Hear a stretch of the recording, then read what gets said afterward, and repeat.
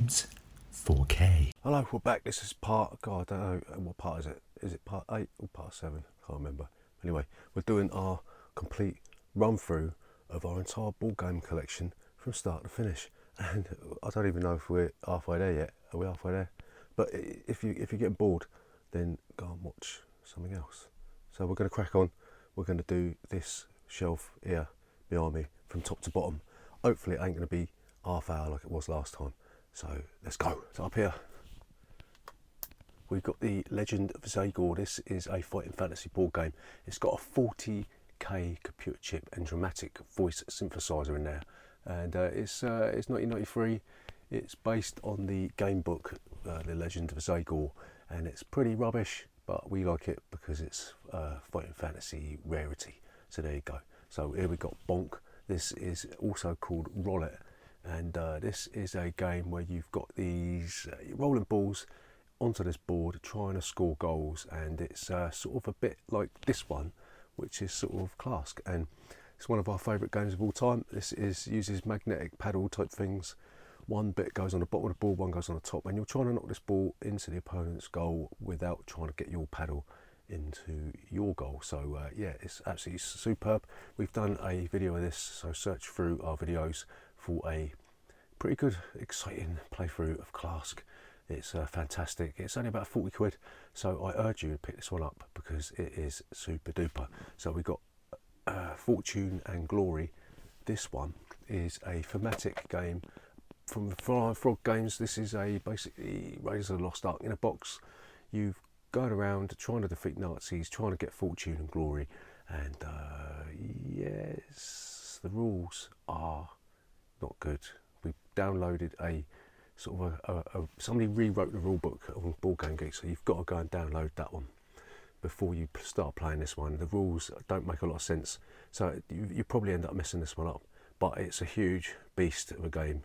It takes a long time to play it, and it's actually not that bad if you just take it for what it is, which is just a sort of a luck fest. So here we've got the Escape from Colditz.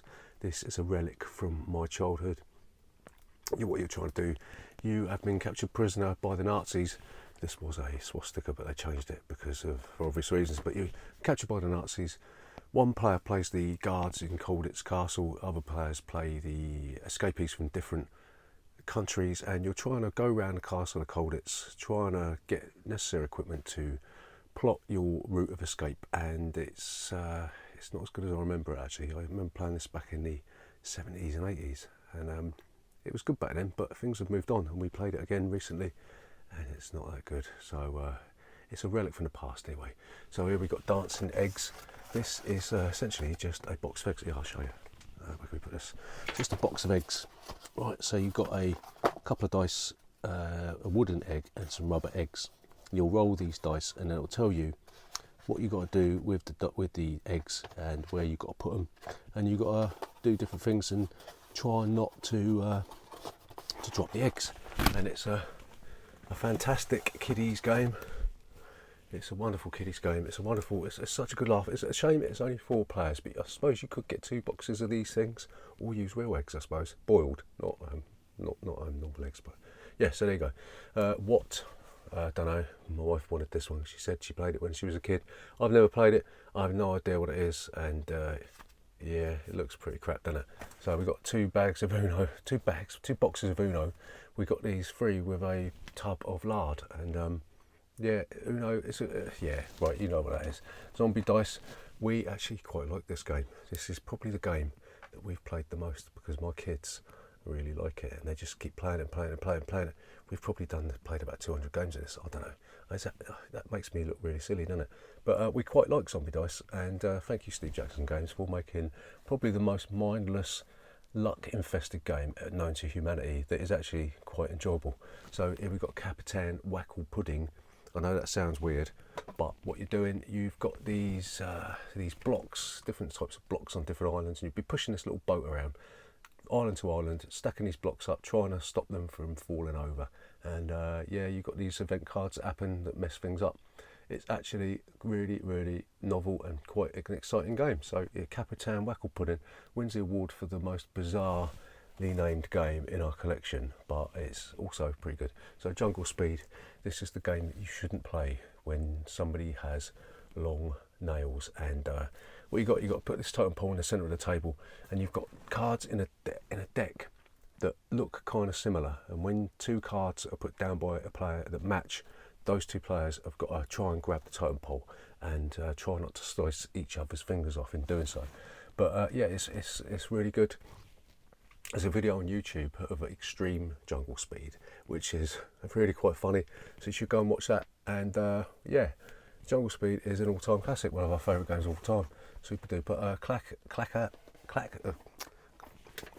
Clack Lumberjack. This is a Korean game where you've got a plastic tree stump and a couple of these axes, and you'll be taking 2 chops to try and knock the bark off without letting the stump inside fall over. And you've got these grubs in there that let you have another thing, and you get points for having the amount of bark that you get, and -5 for the actual stumps.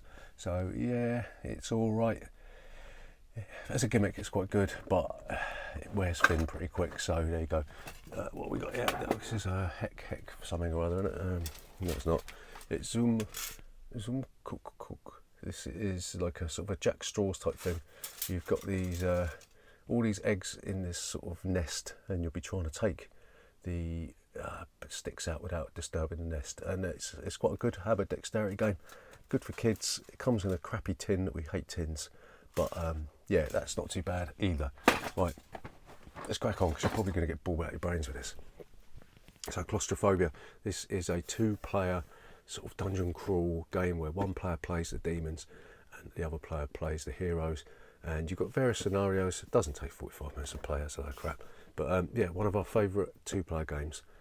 We've got the expansion in here, and they recently reprinted it on Kickstarter, but we didn't bother because this is enough for us. So The Mind, this is a superb really tiny card game where you basically just a deck of cards from 1 to 99 or something, and you'll be playing these cards onto the table, and you'll be trying to play cards in sequence without breaking the sequence. So we've done a playthrough of this, so if you want to know more about that one, go and have a look at this. We got Pit.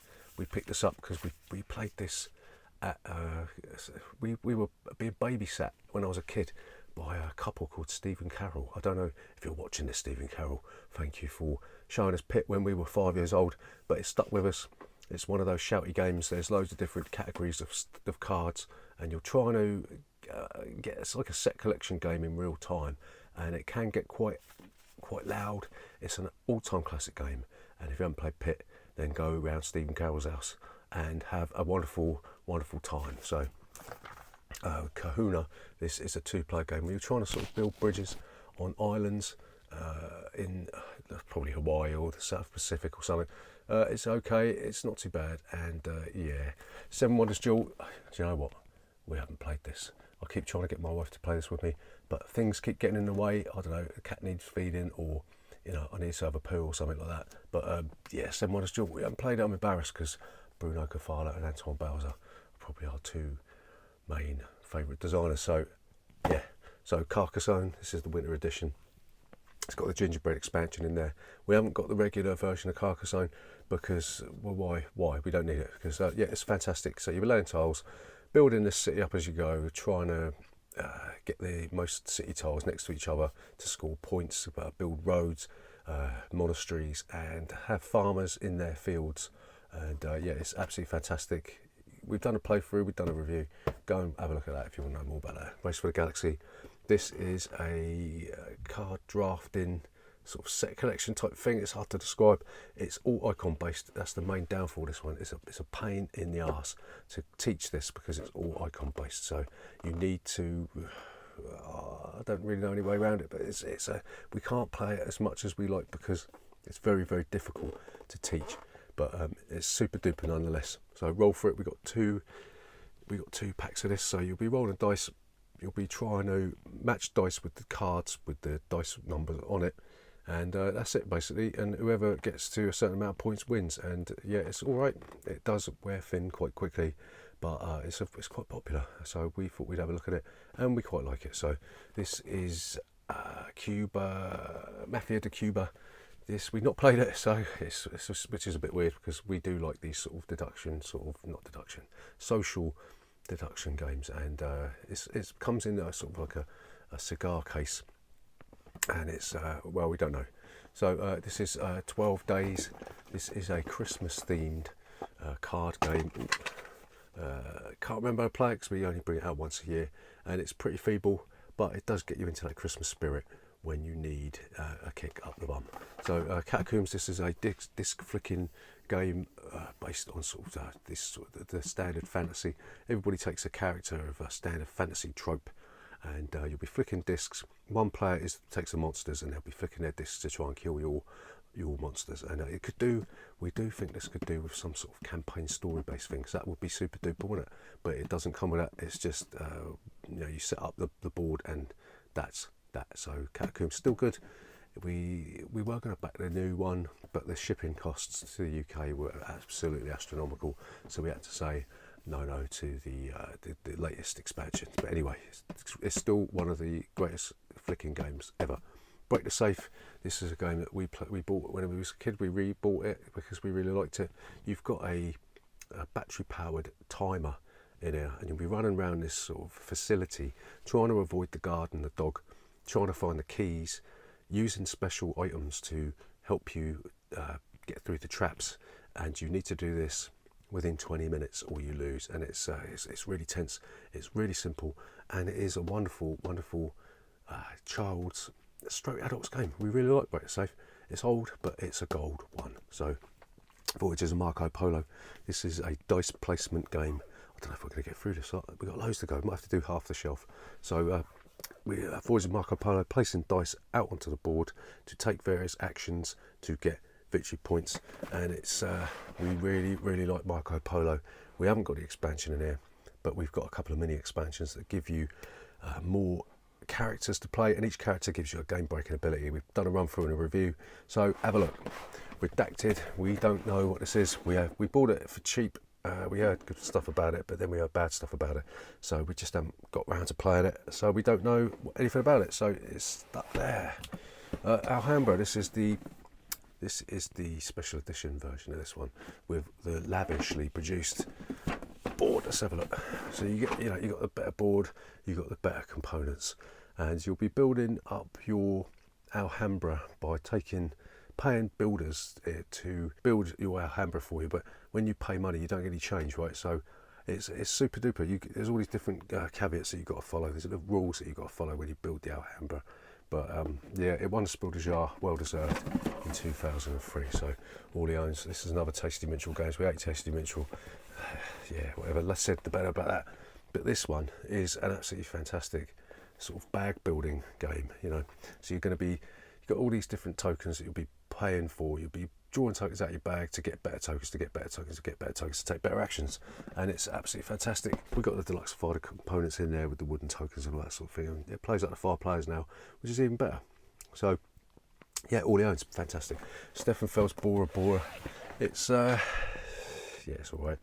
I wouldn't say it was his best game by any stretch of the imagination, but it's still not too bad. It's quite a complex, bitty worker placement game that is, it's not too bad, but it's there if we want something different from Stefan Feld. So Galaxy Trucker, this is Vlada Shvartal's crash course in space exploration. So there's all these tiles in the middle of the table. You'll be picking these tiles up in real time, trying to follow the rules of ship creations, ship building, and then you'll take your ship out into the ether and you'll fly your ship and try and negotiate all these different perils and problems, and it's hilarious. It is a wonderful game. Some people don't like it, I don't know why, but they're silly, aren't they? So Terra Mystica, this is a practically themeless Euro that borrows a lot of mechanisms from other games, but we do like it. It's a bit dry, and we got the Fire and Ice expansion in there, which gives you a new board, meant to be a bit more balanced. But you've got all these factions that do things differently. You'll be trying to transform the type of terrain to suit your race, so you can get victory points for certain means. Is it complicated? It's a little bit more complicated than normal, but it's still fantastic. We've got, hey, that's my fish. You've got loads of little hexes, and you'll be trying to move your penguins to try and catch a fish. But when you move them, the tile that you move off of sinks into the sea, so you end up with hardly any tiles to travel to. So it's sort of it's like a shrinking map, and I suppose it's a bit like these sort of video games that kids are playing these days with shrinking maps. And I wonder why my kids like this game. Anyway, Jamaica. This is a racing game which you'll be flying around the island of Jamaica, trying to avoid pitfalls, getting cannon balls to blow up your opponents. You'll be trying to visit pirate lairs to get extra points, and essentially it's the first person to circle Jamaica once, and it's really good. We've got the crew expansion over there, which adds so much to the game. It's reasonably priced. The component quality is absolutely stunning, and yeah, it's a timeless game. What we got here, we got Pitch Car Mini. This is a smaller version of one of our favourite dexterity games, and you'll be making this track up out of these small bits of MDF, flicking these discs around, and that's essentially it. It's basically Formula One for your middle finger, so to speak. Should we do one more shelf? Yeah, let's do one more shelf if we can. So we've got Outbid. This is an electronic bidding game. You've got this contraption in the centre of the table with all these cards on, and the game will talk to you, telling you whose turn it is, and you'll be bidding on these different things. It's actually really, really, really fun. We really enjoy this one, and yeah, if you haven't heard of it, it is an MB Games thing, but don't let that put you off, because it is excellent. So the Queen's Necklace, do you know what, I can't remember our place. We played this once. My wife hated it, and I can't remember anything about it, so there you go. King Domino, another Bruno Cafala classic. This is a sort of a mini sort of civilization world building game using tiles to you're placing tiles adjacent to get points for various criteria, and we really like King Domino. It's cheap. We haven't played Queen Domino, but we really like this one. It's excellent. Brass by Martin Wallace. We tried to play this the other month, but the rule book sucked and we gave up. So we're going to revisit it. We're going to try and replay it. It's got a good reputation. It's recently been reprinted in 2 different forms. It's got Brass Lancashire and Brass Birmingham, and we're going to give this another crack because simply because it's what do you call it? It's got a good reputation. So we will have another go at that one. So with Stone Age, this is a seminal worker placement game. You'll be choosing how many workers to put out on each different space. It lets you do different things, and how many workers you put out determines how many die you roll. You roll a die, and that's how many of those resources you get. And you'll be trying to build buildings, trying to get points from doing sending your workers out to kill to get food, and it's quite good. It's very simple. It's an entry level game, so it's what they call a gateway game that is definitely recommended. And there is an expansion. We haven't got it, but Stone Age is a classic. Absolute Beyond Balderdash. This is a lying game. So what you've got these scenarios or these questions that are posed, and you'll be trying to write down.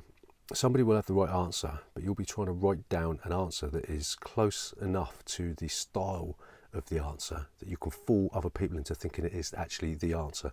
And I always remember when we played this first, my sister she convinced me that this person on this card was actually the official carpet weaver of the United States of America, and that's how crazy this game could be. And I believed her.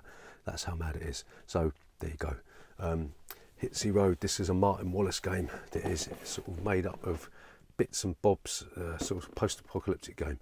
You've got these various locations you'll be visiting, trying to get resources, trying to kill zombies, and it's actually not that bad. It's okay. It's an average game. So the Race to Eldorado. This is Wada Kanicha racing game. It's absolutely fantastic.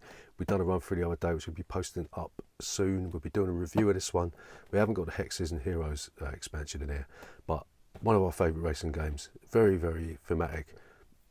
It's wonderful. It's got a bit of everything. It's got racing, deck building, special abilities, love it. So Imperial Settlers, overrated, don't like it.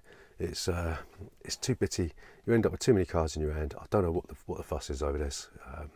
I don't know. I don't even know what's there. It's it's another donkey game by Ignacy Trzewiczek. He's lost. I don't know. I hate banging on about Ignacy Trzewiczek because he made some wonderful games back in the day, and now it just seems that he makes a load of crap. So Pharaoh, this is a retheming of an earlier game called Gulo, where you've got this bowl of marbles with a stick in it, and you'll be taking balls out of the bowl, trying not to let the stick hit the ground. And this one's got an added thing where you'll be making your way through the Pharaoh tomb. And it's quite good. We couldn't get hold of Gulo, so we picked this up instead. And it's still as wonderful as you would think it is. So, we've got a set of dominoes here. I think that's my kids, I think. I don't like dominoes. So we'll stop it there. We've done 20 minutes. And, God, that took ages. So that's only half a shelf. My God. We'll come back. We'll do the bottom half of that shelf. Then we'll do this shelf over here. And then we've got loads of crap strewn all over the floor. And I'm not going to take you out in the loft because that would just be silly, wouldn't it? So is it part 9 next? I don't know. Maybe we're going to get to part 12. What do you think? Yeah, this is getting a bit out of hand, isn't it? It's getting a bit crazy. But we're gonna finish this series. Don't worry about it. So so leave a comment in the section down below about any of the games that you've seen in any of this series. Tell us what you think, and we'll see you in the next part.